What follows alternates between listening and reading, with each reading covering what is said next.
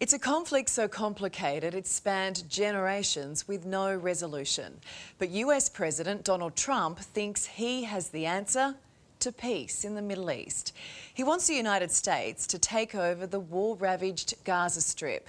So is this just a land grab from the former real estate mogul, or is it a plan with legs? The U.S. will take over the Gaza Strip, and we will do a job with it too. Facing the press alongside Israeli Prime Minister Benjamin Netanyahu at the White House, Donald Trump's plan for Gaza? We'll own it and be responsible for dismantling all of the dangerous unexploded bombs and other weapons on the site, level the site and get rid of the destroyed buildings. The Commander-in-Chief not ruling out sending American troops. We'll do what is necessary. Palestinians living in the war-torn Strip would have to leave. About 2 million people evicted from their homeland. And I don't want to be cute, I don't want to be a wise guy, but the Riviera of the Middle East, this could be something that could be so bad, this could be so magnificent.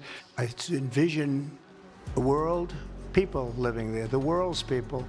Palestinians also. Palestinians will live there, many people will live there. I don't intend to have a running commentary on the President of the United States' statements. We have had a long-standing bipartisan position for a two-state solution. Michael Shoebridge is an expert in defence, national security and intelligence. He joins me. Michael, Trump said we'll own Gaza. He's only been president for 2 weeks. Yes, I think any idea that America is going to take ownership of Gaza is simply not going to happen. 2 million Palestinians live there and they don't want to leave anytime soon. And that's the thing, isn't it? I mean, you had today a US Senator come out and called it ethnic cleansing. Why is Trump doing it? I think he genuinely thinks his place in world history should include creating peace in the Middle East, and he's trying to do something new that others haven't done. But the reason others haven't displaced 2 million Palestinians from Gaza and turned it into a real estate development is that isn't what the Palestinians or the rest of the region want. Is something like this legal? No. Forced relocation of a population is against fundamental principles of international law. A lot of the international legal regime set up after World War II reinforces that. So why isn't the rest of the world jumping up and down right now? I think everyone is in a tiptoe around Donald Trump phase. This is the romance period of President Trump's second administration. No one wants to pop their head up and tell him he's wrong. I mean, our Prime Minister refused to weigh in on this today, and at some point he'll have to, right? But will our politicians stand up to Trump when he's threatening any country that upsets him with trade tariffs? No, we're looking at Mexico and Canada do things they think Trump wants to avoid large tariffs. And that's just sending a message to every other national leader to keep their head down and shut up.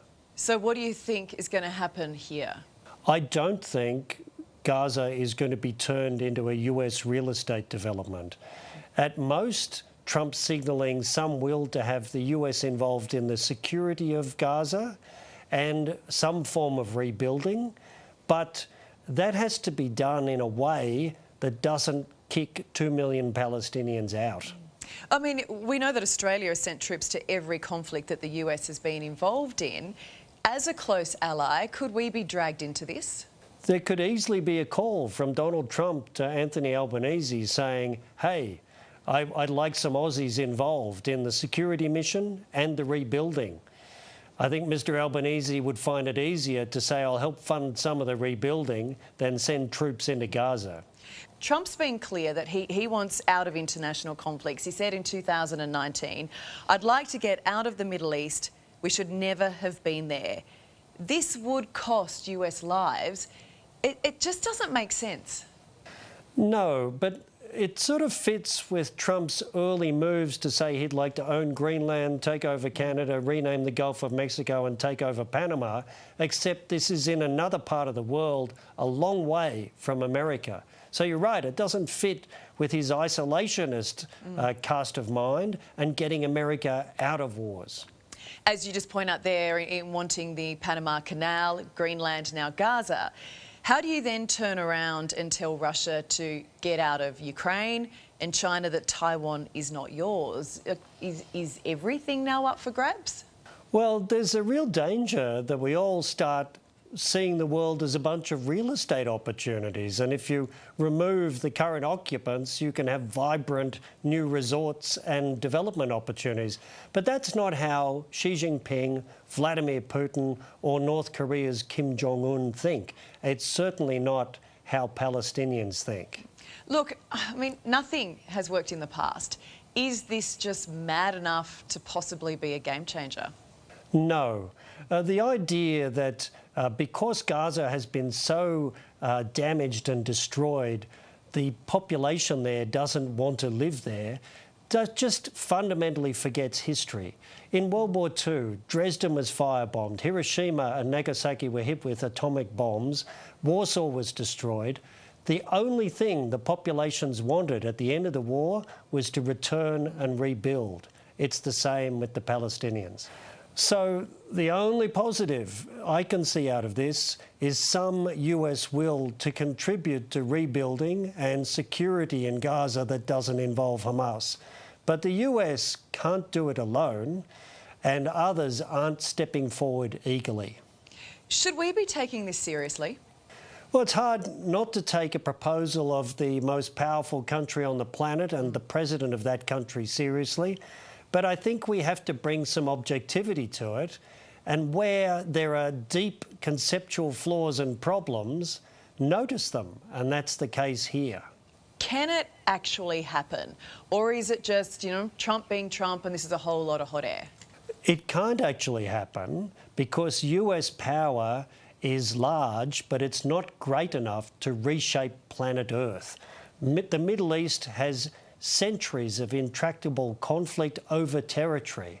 So it's not a place that's for open development. So if he can't do it, why did he stand there next to the Israeli Prime Minister and say he can? He often puts big ideas out to shake things up and see how much of them might stick on the wall, like throwing a whole lot of spaghetti at the wall. How much of it sticks? All right, well, as you said, we can't just dismiss it. He is the leader of the free world, and it'll be interesting how we judge this moment in years to come. Thank you, Michael. Thanks, Ali.